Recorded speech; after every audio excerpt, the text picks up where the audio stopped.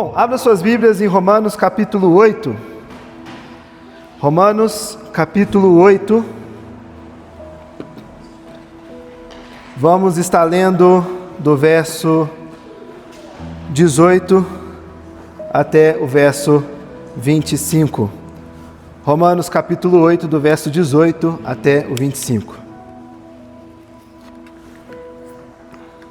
Diz o seguinte: porque para mim tenho por certo que os sofrimentos do tempo presente não podem ser comparados com a glória a ser revelada em nós. A ardente expectativa da criação aguarda a revelação dos filhos de Deus.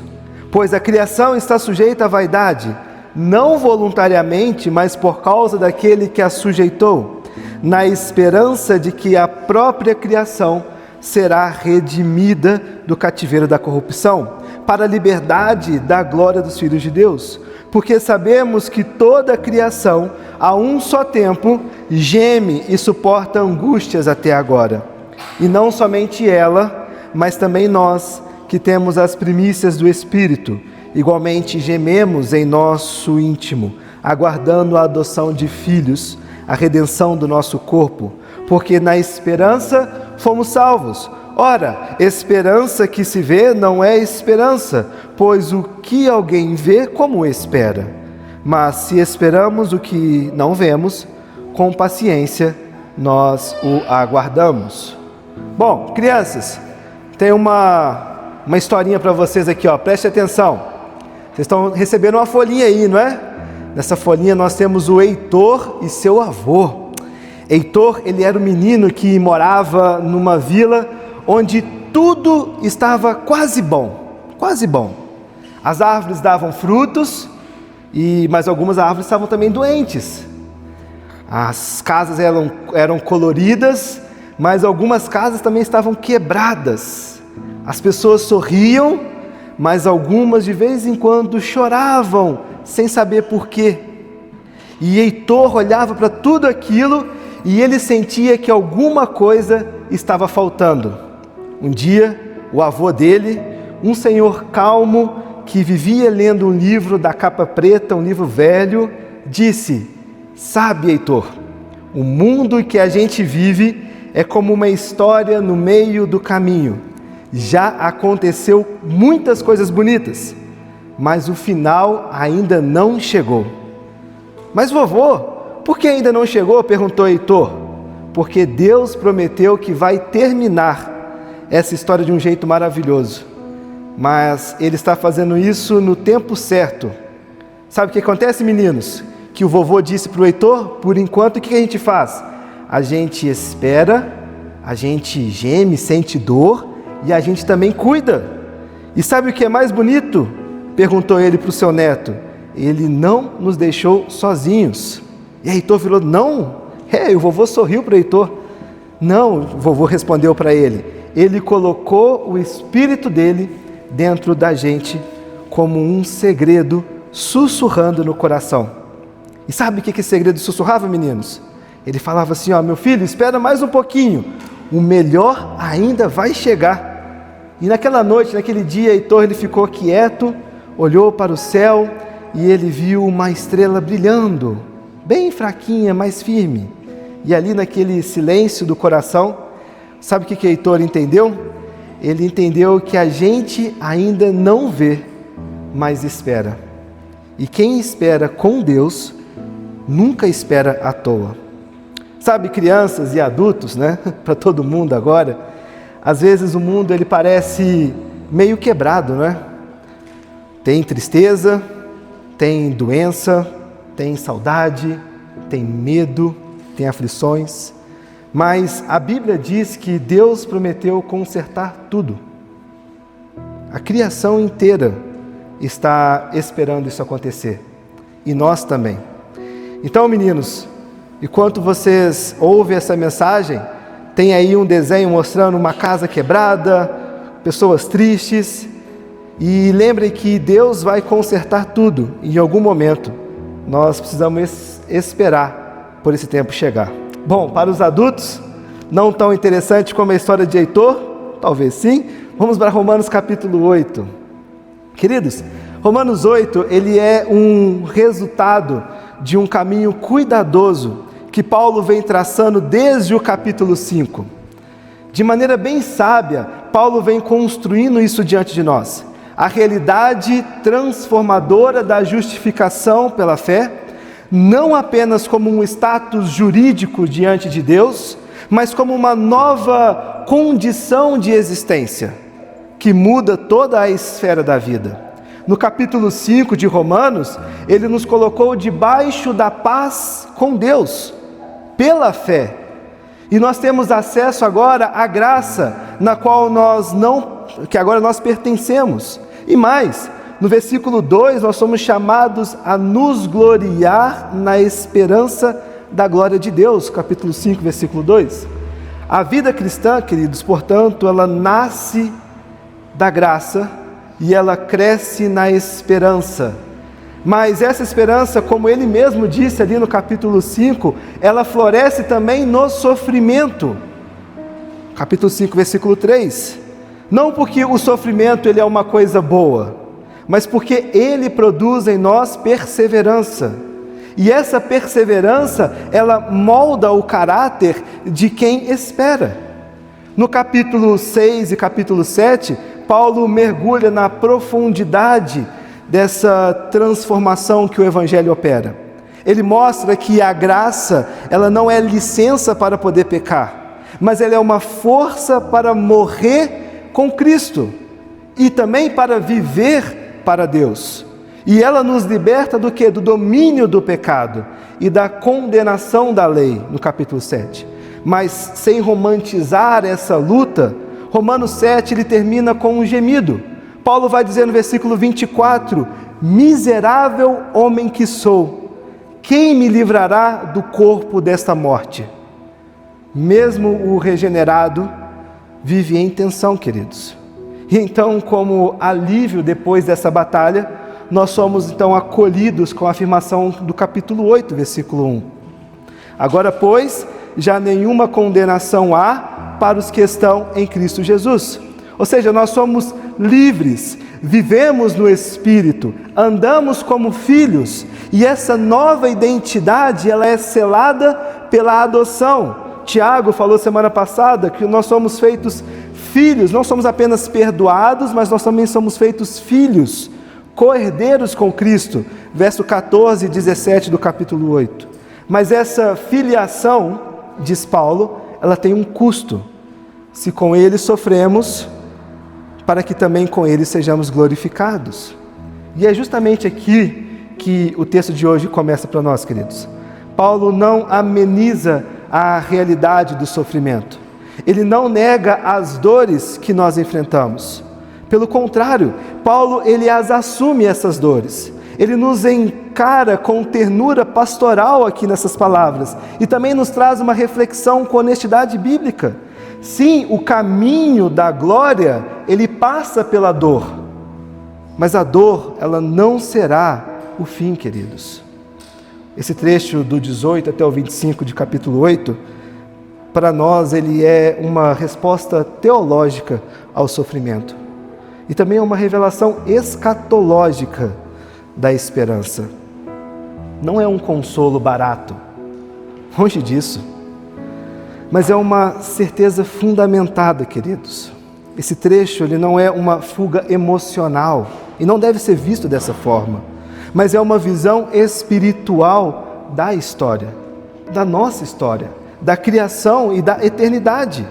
E é aqui que Paulo nos convida a levantar os nossos olhos e a olhar além das lágrimas, a ouvir também o gemido da criação e a reconhecer que esse gemido também ecoa o nosso e que há um propósito em tudo isso.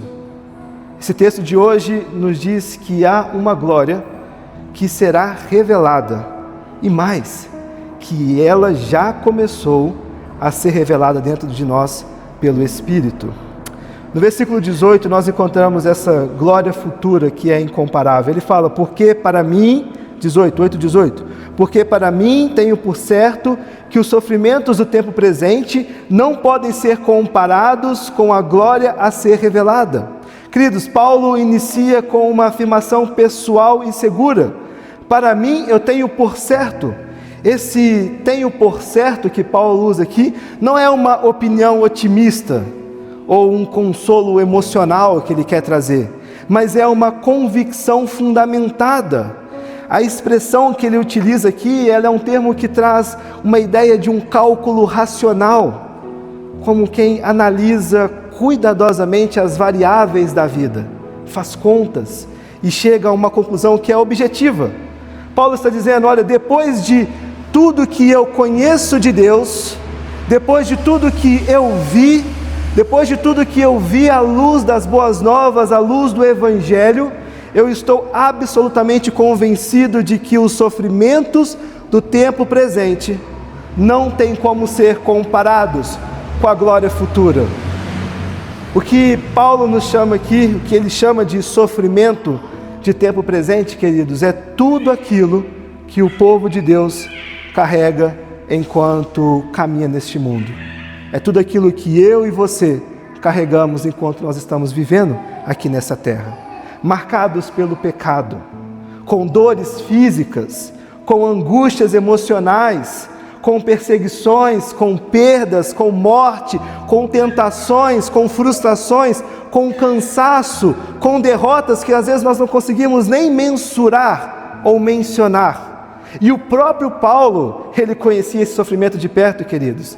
Ele aqui não falava como um filósofo distante, trazendo um ensinamento de coisas que ele não viveu, mas ele falava como alguém que apanhou, como alguém que naufragou, como alguém que foi preso, como alguém que foi traído, acusado, rejeitado, e ainda assim ele permanecia com os olhos fitos em Cristo Jesus, com os olhos na eternidade, na esperança em Cristo Jesus.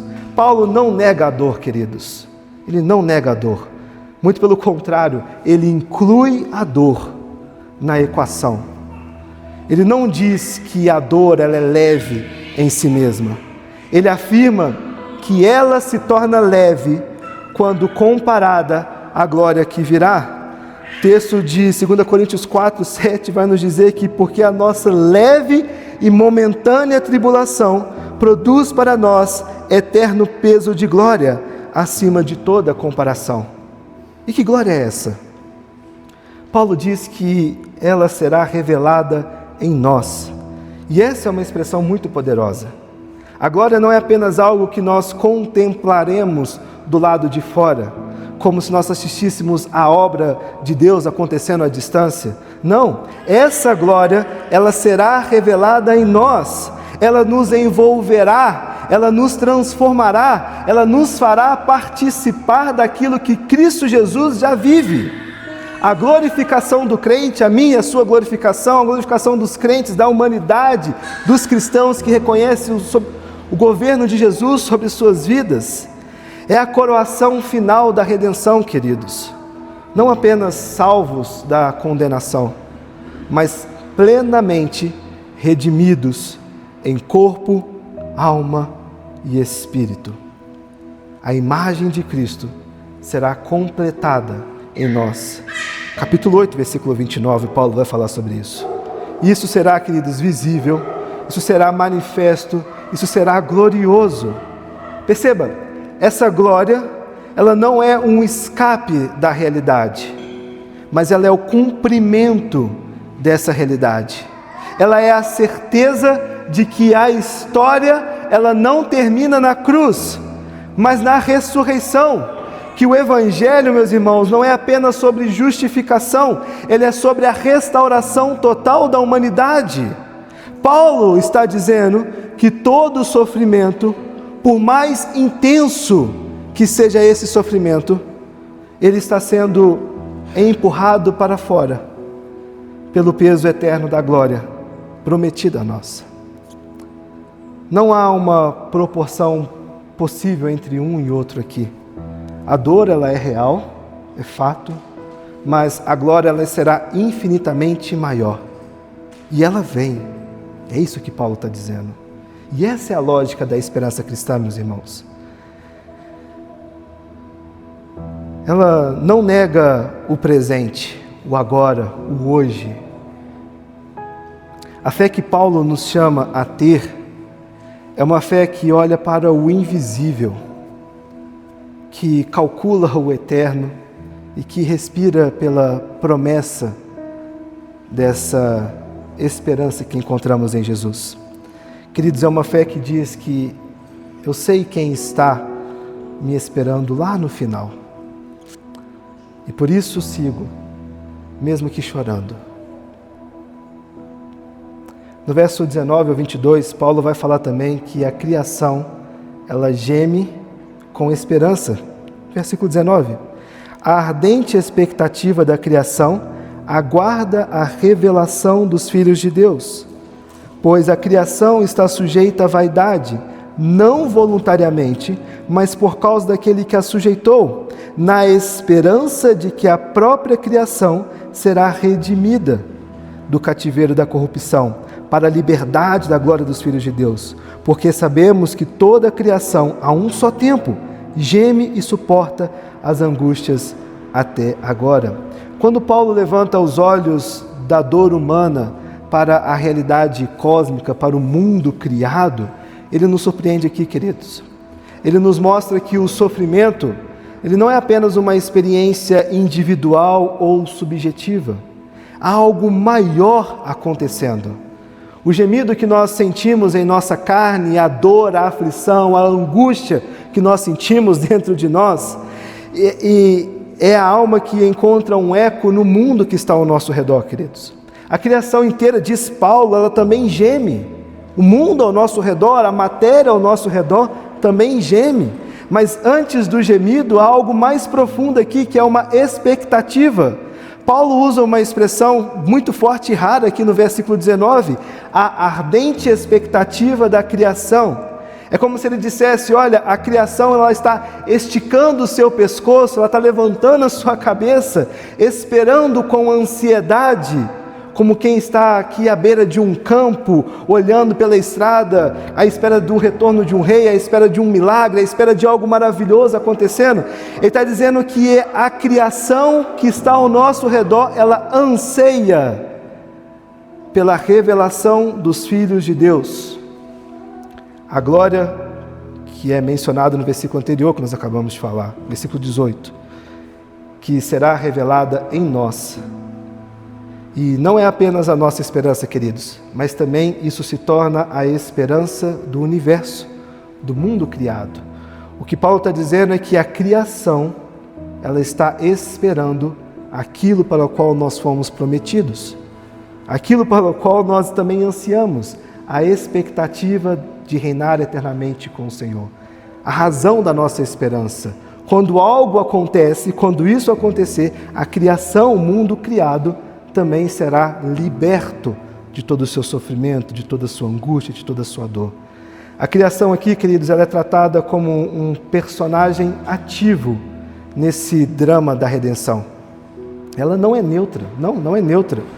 Ela não é apenas um cenário em que nós vivemos a nossa vida, a criação aqui é um cenário, não é isso. Ela participa. Paulo está nos dizendo que a criação, que o mundo criado, ele também sofre, ele também aguarda. E isso ecoa para nós Gênesis capítulo 3, onde por causa do pecado do homem, Deus amaldiçoou o solo, a terra, os frutos. Ou seja, toda a estrutura criada, todo mundo criado, ele passa a carregar as cicatrizes da queda. E Paulo explica que a criação, ela foi sujeita à vaidade. Isso é um termo que remete à futilidade, à desordem ou a frustrações. Mas essa sujeição da criação, ela não foi aleatória. Ela foi imposta. E não foi voluntariamente, mas foi imposta por Deus, na esperança. Parece até antagônico isso. Quando Paulo diz que a criação, ela foi sujeita à vaidade, queridos, ele está dizendo que o mundo natural, a terra, os animais, o ecossistema, ele entrou em um estado de frustração. ele continua existindo, mas não do jeito como Deus criou lá atrás no Éden. Ele foi colocado em um estado de espera, onde tudo está em desequilíbrio. Ainda há beleza, a gente vê belas montanhas, belas paisagens, animais, praias, enfim, mas também é quebrado, está quebrada. E o mais impressionante disso é que a criação não escolheu isso. Paulo diz que ela foi sujeita, não voluntariamente, mas por causa de Deus, que colocou a criação neste estado, porém com esperança. E essa frase ela muda tudo, queridos, porque Deus sujeitou a criação com esperança, ou seja, a criação foi colocada debaixo da vaidade para que um dia ela fosse redimida, restaurada. E isso é pura graça, irmãos. E também é escatologia. Nós estamos falando em escola dominical sobre isso. E Paulo segue afirmando que a criação será liberta do cativeiro da corrupção. E a linguagem aqui é quase que um êxodo de novo que aconteceria. A terra saindo da escravidão, da decadência, da morte, da desordem. E para onde essa criação ela vai? Para a mesma liberdade da glória dos filhos de Deus. O que Deus vai fazer com a gente, com seus filhos, Ele vai fazer com a criação. O nosso corpo ele será redimido e o mundo também será redimido. Por isso, toda a ecologia cristã, ela deveria nascer de uma leitura do Evangelho, de uma ótica do Evangelho. E não se tratar de um ativismo ideológico, mas de uma esperança teológica. Nós cuidamos da criação, porque ela será também restaurada por Deus.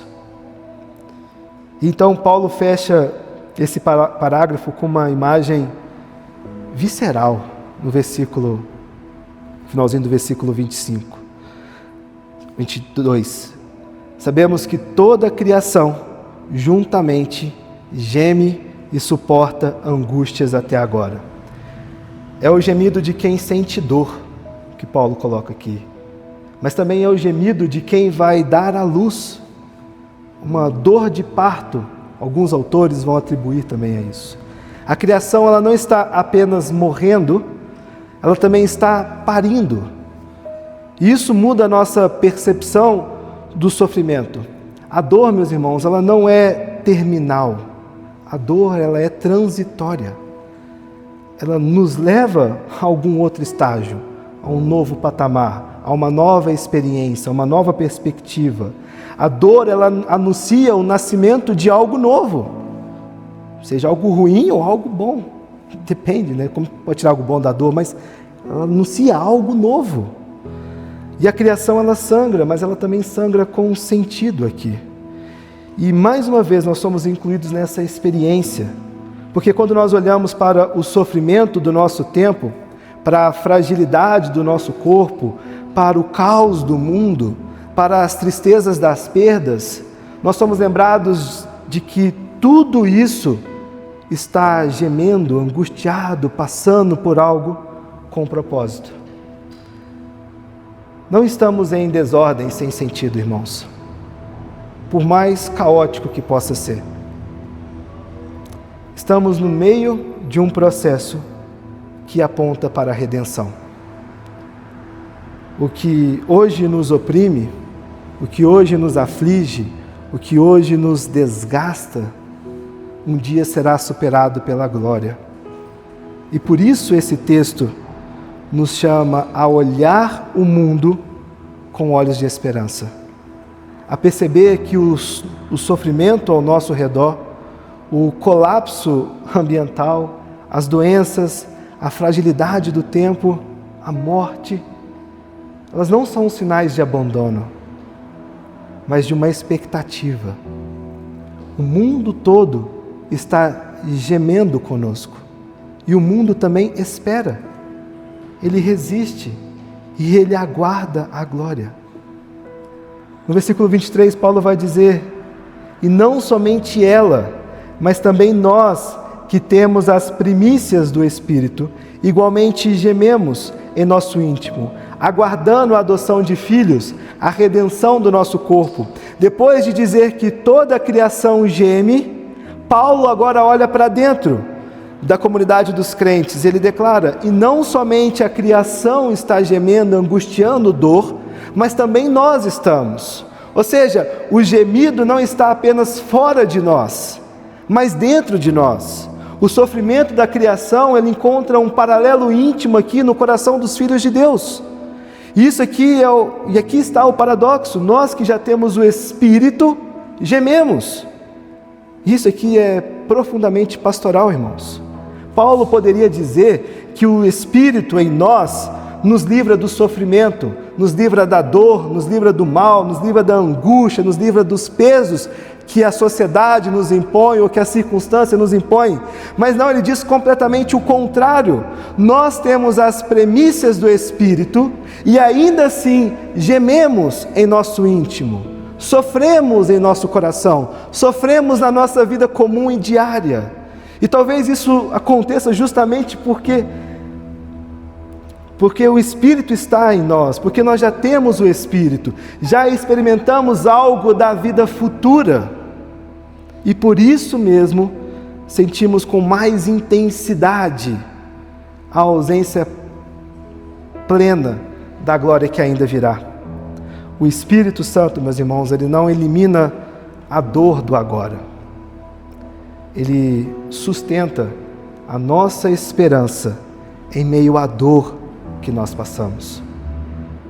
O Espírito aqui ele é chamado de primícias, como uma primeira porção de uma colheita, que garante que o resto estará vindo. Ele é o selo, ele é a garantia, ele é o início concreto dessa nova criação que nós experimentaremos. E justamente porque nós já provamos algo do porvir, nosso coração geme. Nós não queremos menos, nós queremos realmente tudo aquilo que experimentaremos na glória eterna com o Senhor. E a regeneração, queridos, ela já aconteceu, mas nós ansiamos pela glorificação que nós passaremos quando Jesus voltar sua segunda vez. Nosso gemido ele é diferente do da criação, porque ele é informado pela promessa.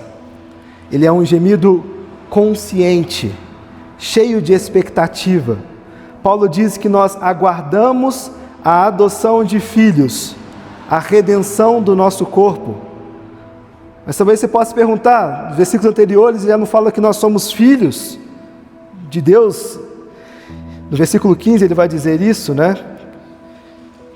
Que recebemos o Espírito de adoção. Sim, nós somos filhos, mas ainda não fomos plenamente revelados como tais. Versículo 19. A adoção aqui, ela tem um sentido escatológico também. A nossa identidade, ela já foi declarada, filhos por adoção de Deus, mas ainda não foi plenamente manifestada. E essa manifestação, segundo Paulo,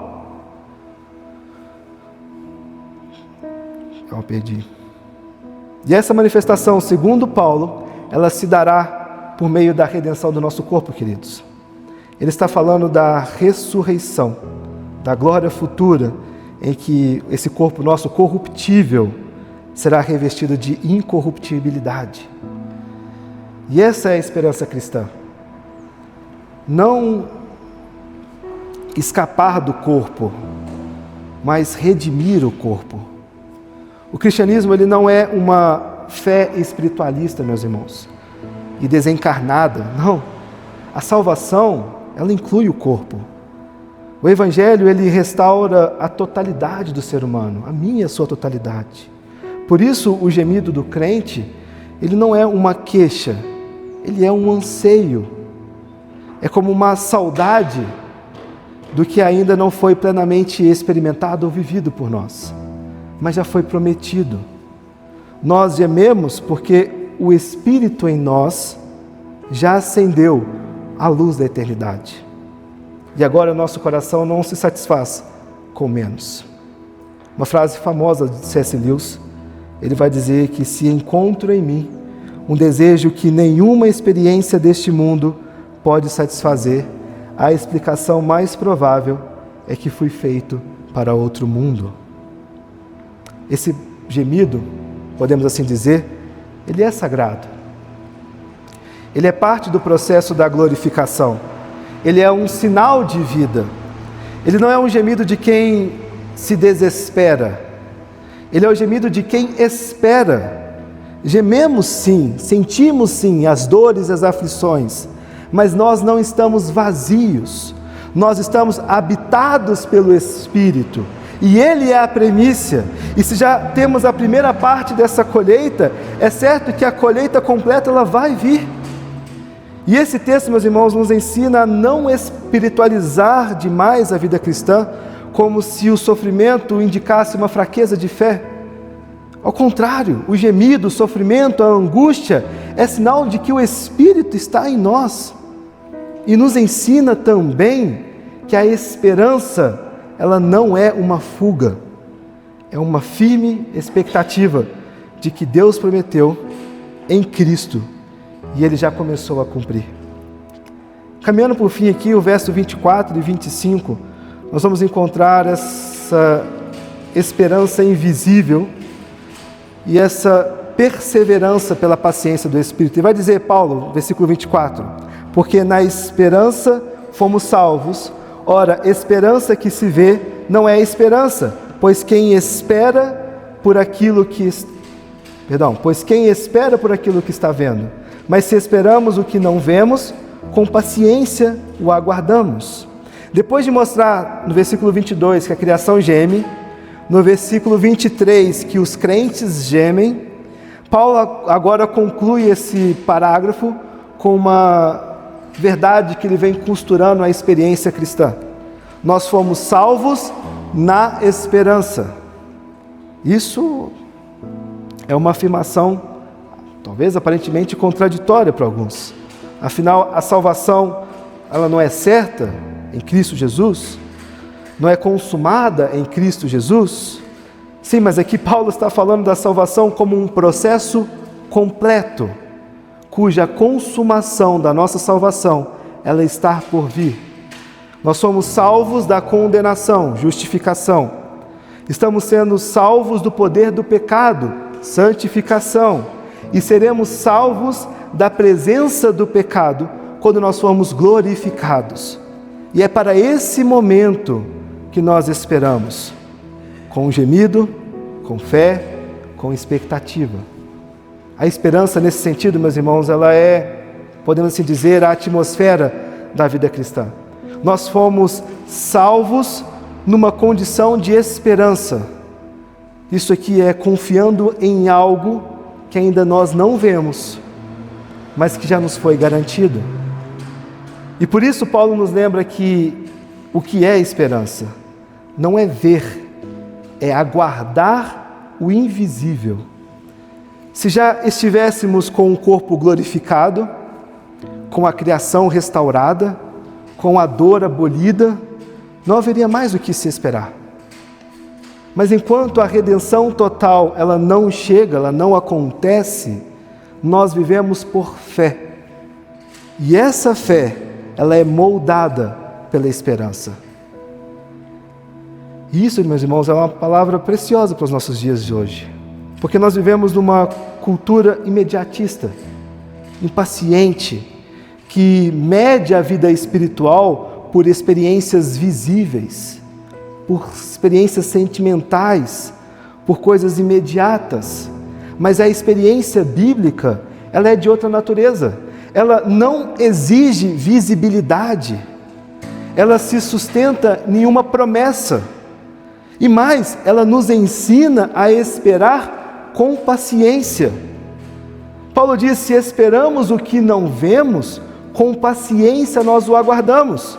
E aqui ele carrega essa ideia de constância, de uma firmeza ativa, de uma resistência sustentada. É aqui que a fé cristã, ela é provada de uma forma verdadeira. Não apenas quando tudo é visível e é compreensível, meus irmãos, mas quando mesmo sem ver, nós esperamos. Mesmo sem sentir, nós permanecemos. Mesmo sem controlar, nós descansamos. A esperança, então, ela se torna a nossa âncora. Invisível, mas firme. É que o autor de Hebreus vai nos falar em Hebreus capítulo 6, versículo 19. O qual temos por âncora da alma, segura e firme, e que penetra além do véu. Essa é a esperança. E essa paciência, meus irmãos, ela não é uma obra da carne. Ela é fruto do Espírito em nós. Gálatas capítulo 5, os frutos do Espírito. O mesmo Espírito que é a primícia, é também o que nos ensina a esperar. Por isso, a espiritualidade cristã, ela não se mede por triunfos visíveis, mas pela fidelidade silenciosa, pela espera perseverante, pela confiança que continua, mesmo em meio às dores e aflições do coração. A fé, meus irmãos, ela não é cega.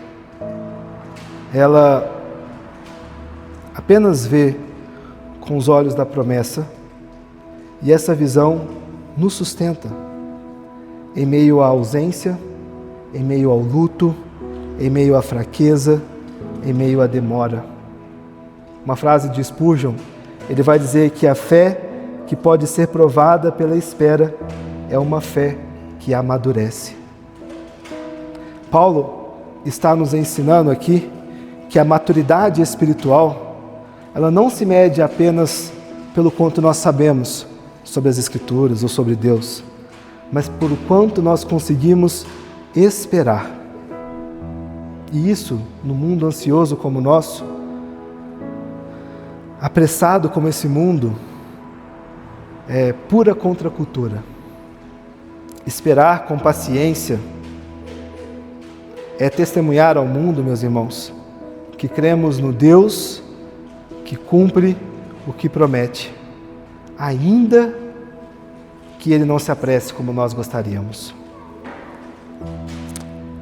Tudo isso que nós falamos até aqui agora, tudo que Paulo nos expôs, da glória incomparável do versículo 18, do gemido da criação do verso 19 ao 22, do nosso próprio gemido na esperança de um corpo redimido no verso 23, até essa perseverança que nos faz esperar o invisível, do 24 ao 25, isso não está solto dentro da carta.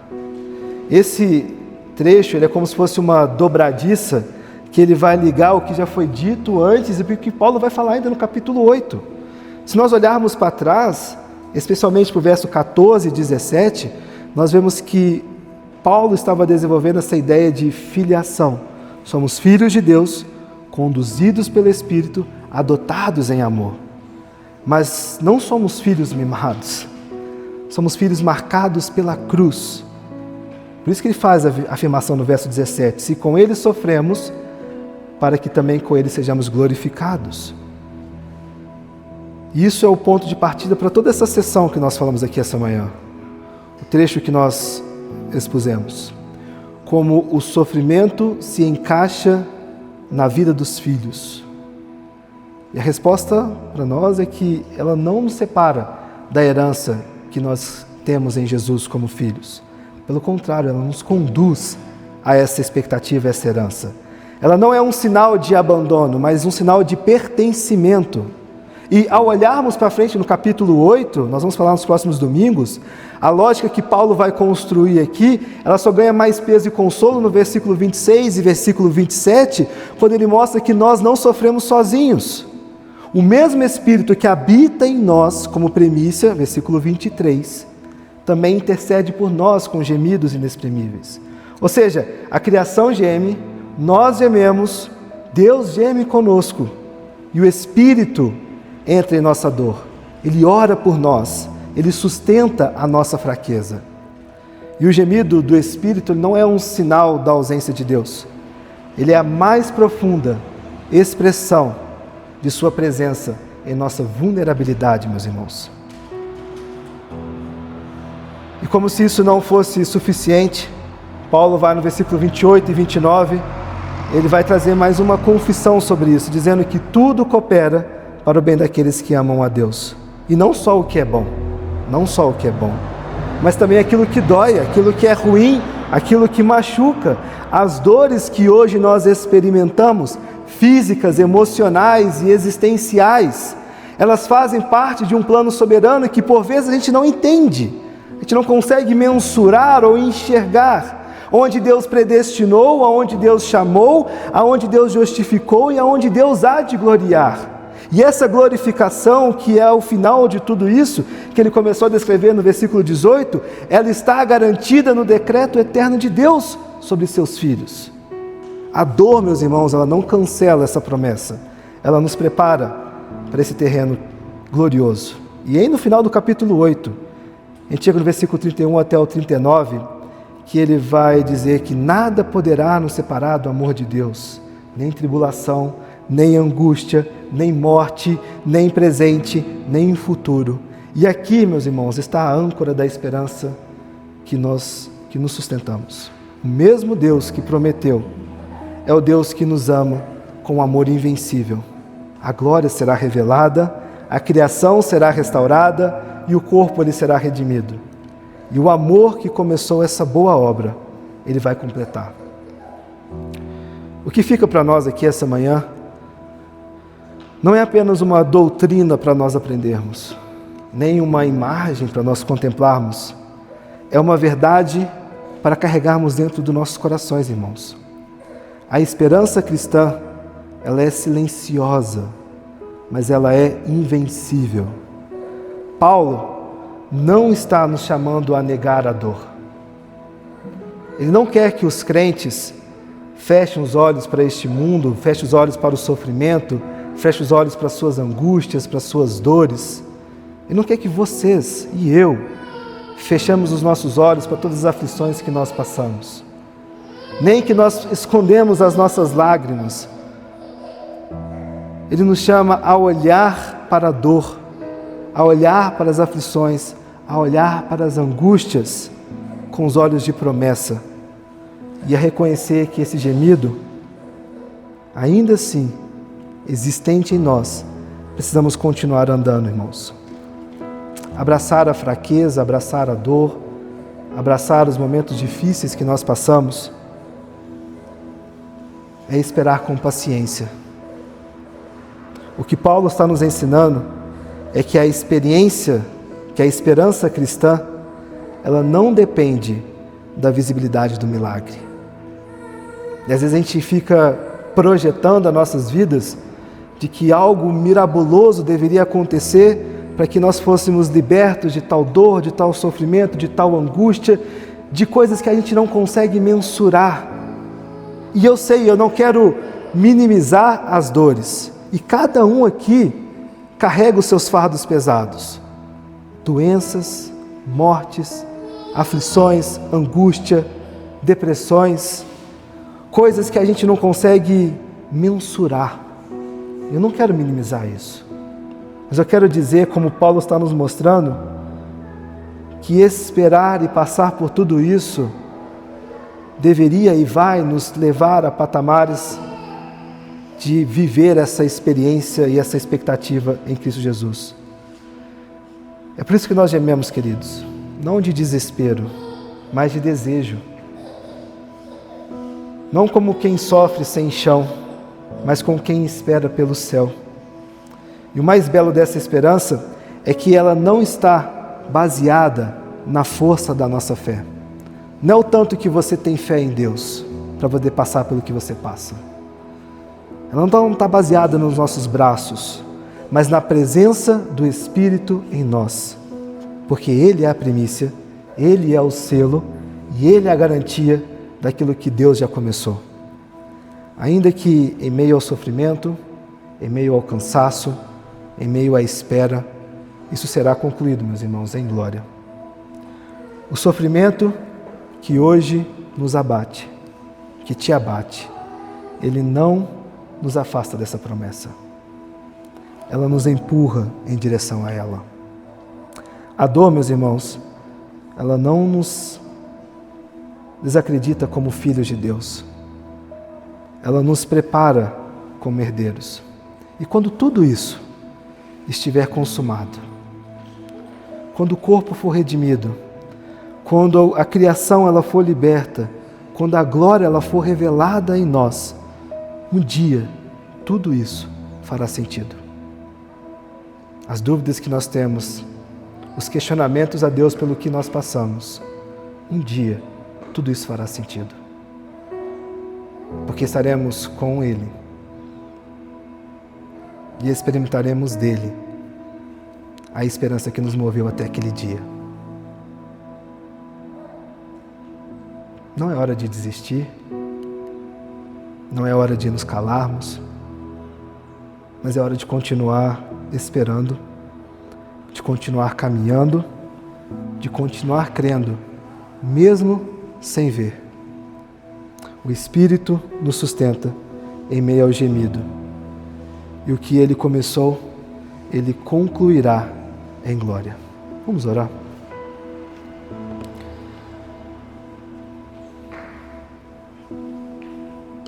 Senhor,